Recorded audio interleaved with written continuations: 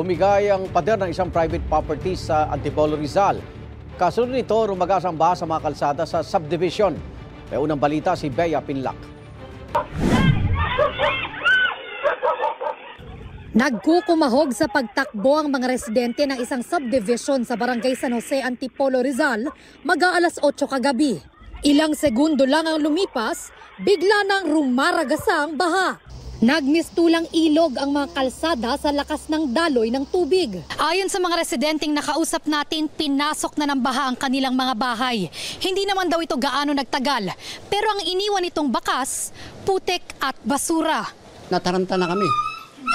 Ginawa namin, pinagtataas na lang namin sa mataas na lugar yung mga gamit namin. Actually, yung iba po, medyo nag-iba po yung bahay nila, yung mga sasakyan, naapektuhan din po. Tinangay din po yung mga motor dahil sa lakas po ng volume ng tubig. Ang ilang residente, inabot na ng madaling araw sa paglilimas ng putik at basura sa bahay nila. Naperwisyo rin pati mga maliliit na negosyo tulad ng tindahan ni Nanay Zephora. Yung mga panindahan po, yung mga noodles, tinapay, yung mga ibang na dito sa baba. Yun po naman ang naapektuhan na mga uling, mga nabasa po, hindi na po maibibenta yun. Wala rin po kaming tutulugan, baka tutulog kami nakaupo.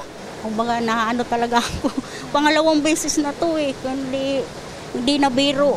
Ayon sa DRRMO ng Barangay San Jose, umagos ang baha galing sa kalapit na subdivision matapos bumigay ang pumapagit ng pader ng isang private property. Nangyari na rin daw ang ganitong pagbaha nung nakaraang taon. Dala ng kalikasan, talagang lumalambot ng lupa at ilang araw o ilang linggo na rin naman nag-uulan. Ganun pa rin ang nangyari. Nagkaroon siya ng crack ulit, bumigay siya ulit. Talagang automatic na bumagsak ng konti and then bumigay siya sa pinakailalim niya.